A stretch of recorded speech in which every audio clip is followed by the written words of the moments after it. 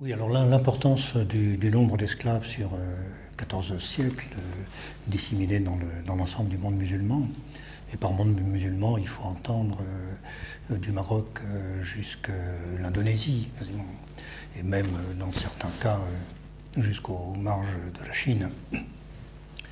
Donc d'abord, l'importance du nombre tient à la durée de ces déportations d'esclaves, 14 siècles, avec des pics selon les époques, difficiles quelquefois à évaluer parce que les statistiques sont difficiles à dresser. Les chiffres qui ont été établis ont été faits à partir du nombre de caravanes, à partir le recueil de toutes les sources écrites ou orales dont on pouvait trouver trace. L'importance tient d'abord aux fonctions occupées par les esclaves dans le monde musulman. Une des premières fonctions très importantes a été la fonction militaire.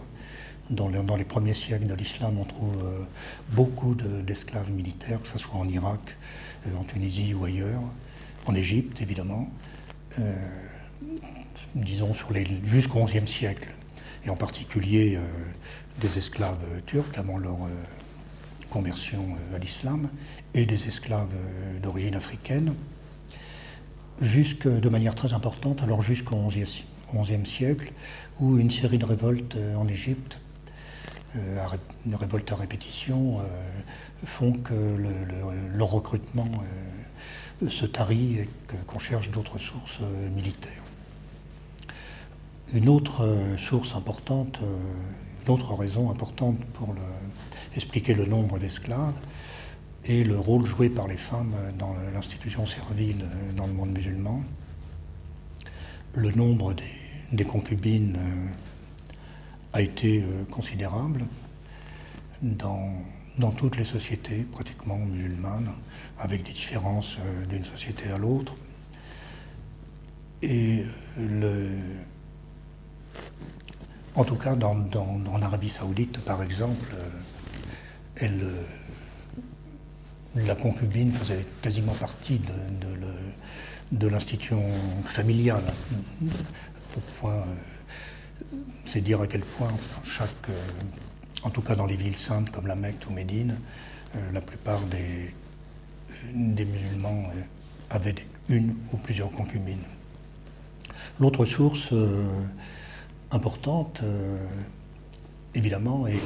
les travailleurs, enfin la main-d'œuvre servile, qui a été considérable dès les débuts de la conquête musulmane, y compris en Arabie Saoudite, dans les Palmeraies,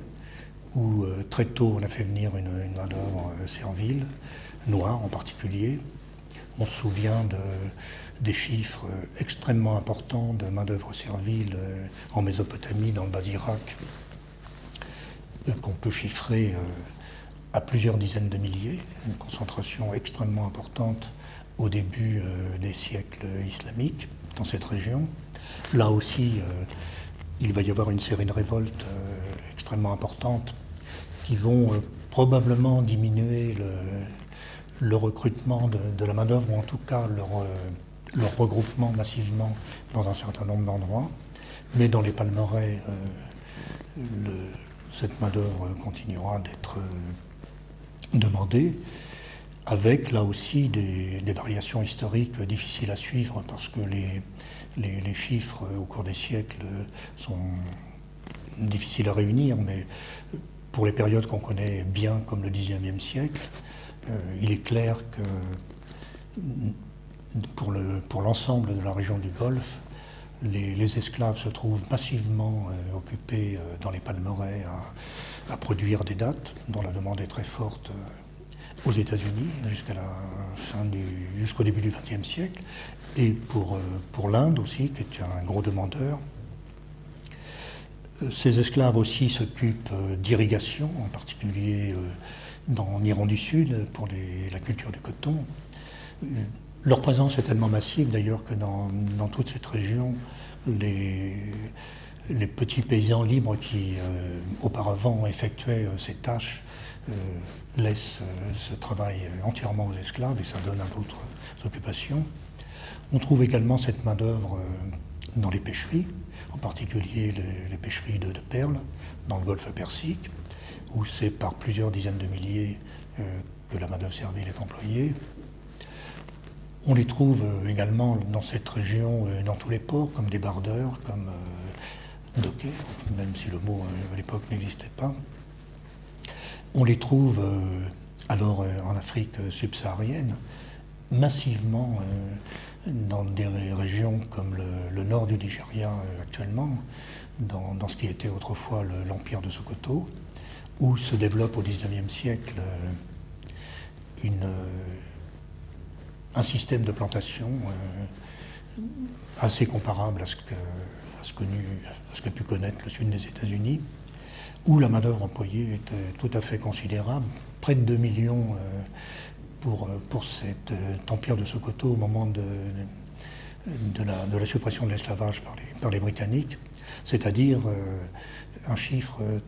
supérieur à ce que était le nombre d'esclaves au Brésil, par exemple, qui atteignait 1 800 000 seulement.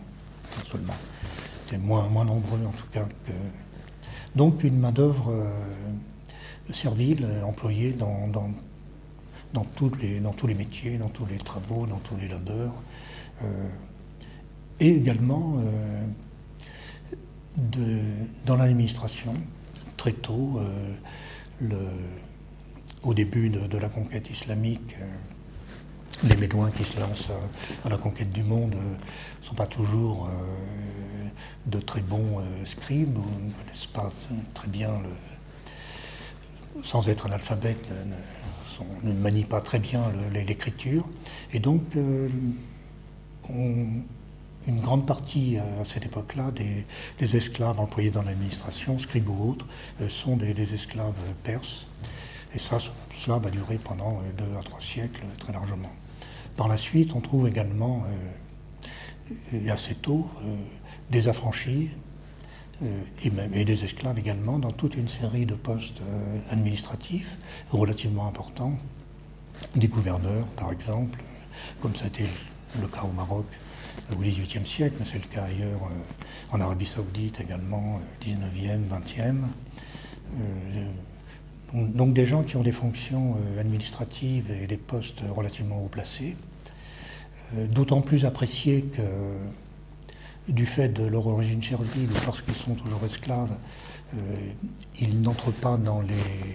les querelles de palais ou dans les conflits de parenté, puisqu'eux-mêmes sont en dehors de la tribu ou en dehors de la parenté, et qu'on s'appuie sur eux